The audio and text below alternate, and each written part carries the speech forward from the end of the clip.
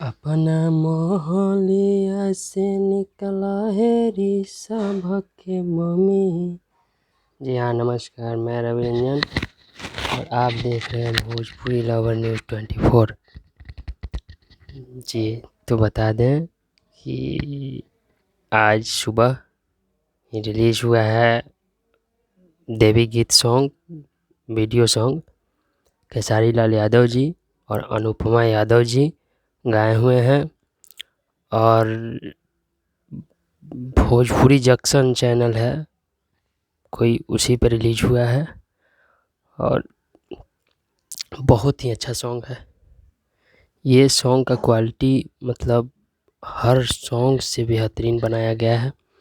देवी गीत ये टॉप पे है, सबसे नंबर 1 पे, यानी जितने भी कलाकार का आए हैं अभी तक उसमें सबसे टॉप पे है और इसका व्यूज भी अच्छा खासा जा रहा है।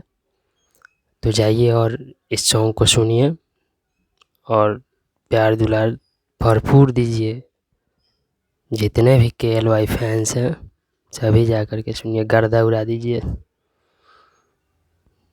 बस आज के लिए इतना ही। अगर वीडियो अच्छा लगा हो तो लाइक कमेंट ज़रूर कीजिएगा और चैनल को सब्सक्राइब करना ना भूलिएगा।